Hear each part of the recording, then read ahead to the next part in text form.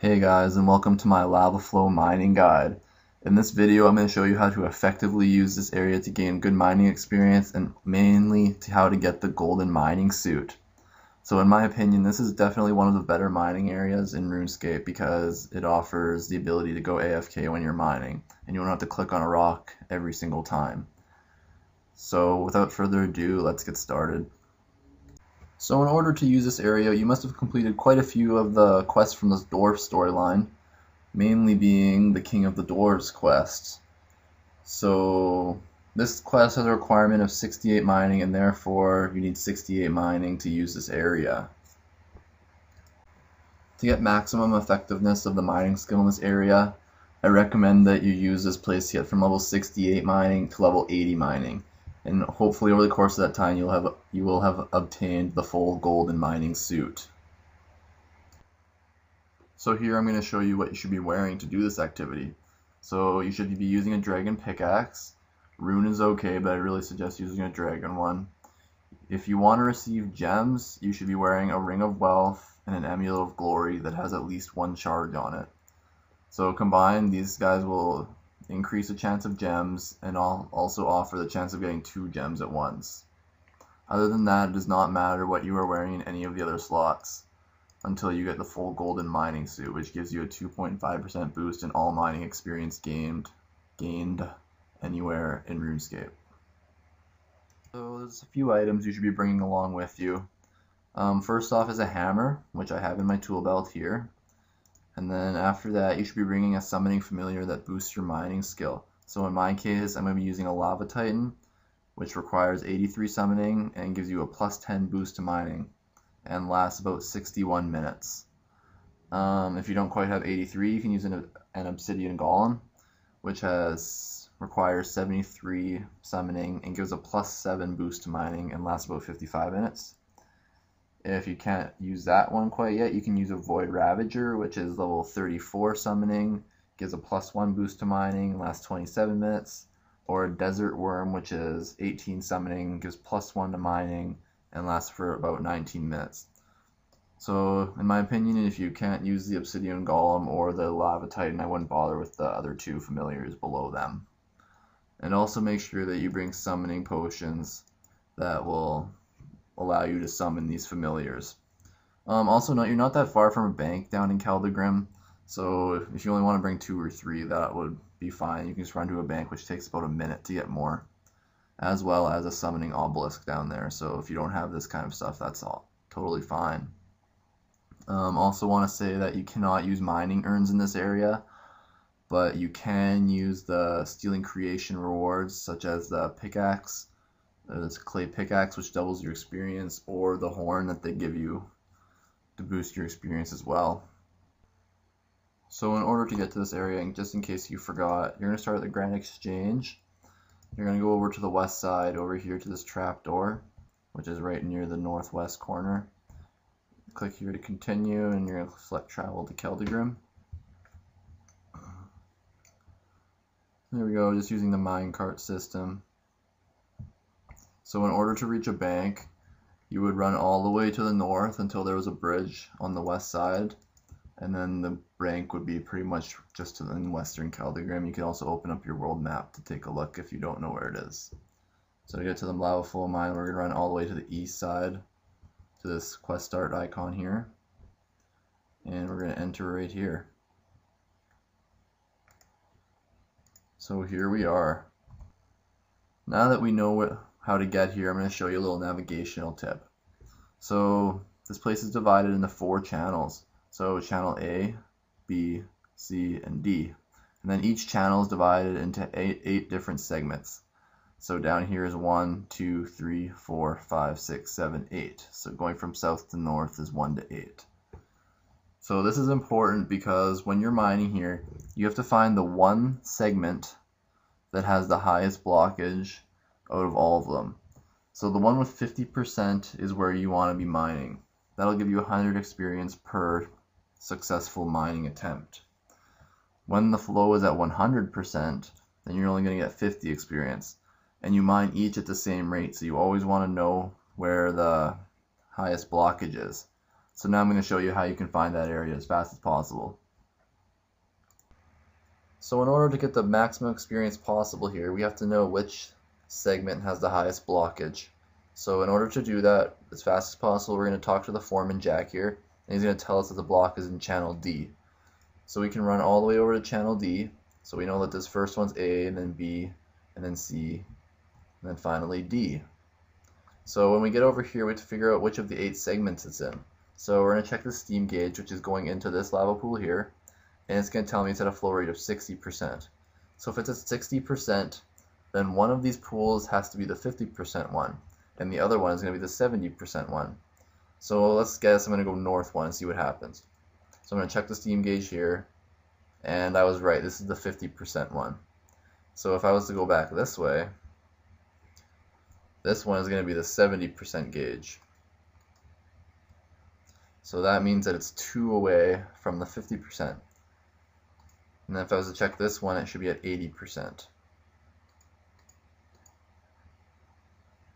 So that's all there is to it. You have to ask the foreman what channel it's in, and then by process of elimination, by checking the gauges, you should be able to figure out which is the proper mining segment. So once you understand the basic concept of this activity, you should hop over to World 71, which is the unofficial lava flow mine world. So here you're going to find quite a few more players who are doing the activity, and the benefit you get from this is that when the segment switches, that all of you pretty much just go and find the next one. It literally takes about 5 seconds for one of you guys to find it, and then you just follow the trail of all the running white dots on the mini-map. So I'm going to show you an example here. I'm just going to pause it and wait for one to happen. Okay, so when you're mining, it's going to tell you in the chat box the flow blockage has moved to a new segment. So what you do here is you can either wait for other people to find it for you, or you can go out and try and figure it out. So I'm kind of here late at night right now, so usually there's probably about 50 to 100 more people here, and you'll just see massive white dots just go crazy. So it looks like they're settling down over here though, so I'm going to go and take a look. You can either check the gauge if you want, or you can just start mining and see how much XP you get. I just start mining, everyone else is here, this is probably it. So there it is, over 100 experience. So other than that, there's a couple of distractions that can occur while you're here. And I'm going to show you some clips that I took from when I was trying to get my mining or golden mining suit. And I was on a bit of a higher detail, so they're going to be a little bit laggy, and I apologize for that, but they will show you the main concept of it anyway. So one of the first things you can come across here is a broken boiler. So in order to repair one, you're going to need a hammer, and the smithing level required is going to vary from level 70 to level 90. So you get a pretty good hunk of experience from fixing these. So to determine how much experience you get, you can take 150 and multiply it by the smithing level required to fix it. So it probably takes about 30 seconds to do so, and you pretty much average about 3,000 or 4,000 experience per boiler.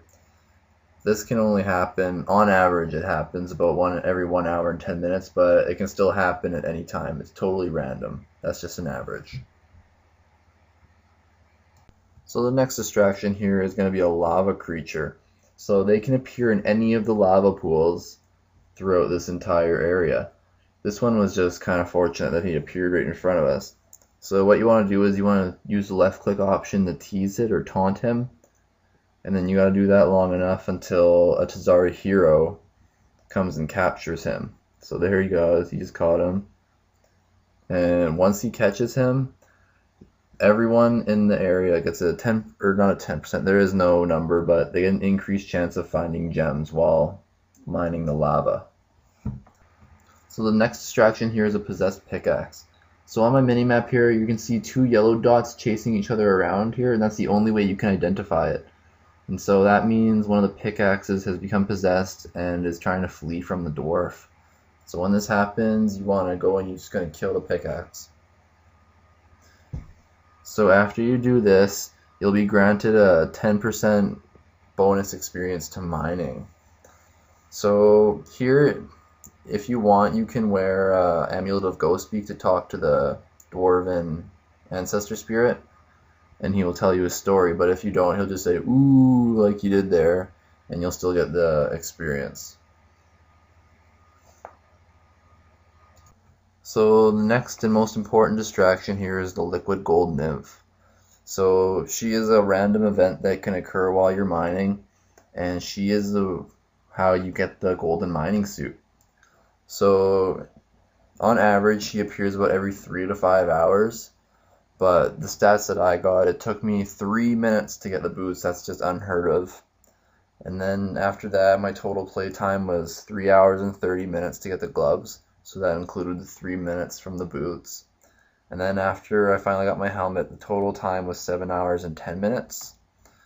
And then I got my legs after 11 hours and 15 minutes of total time.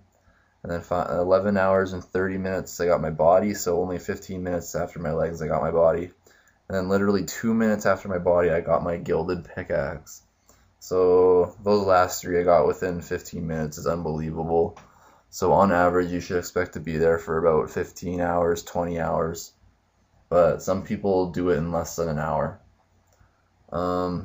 So after you've gotten the full mining suit from her, she'll give you 2,500 mining experience every time she appears instead.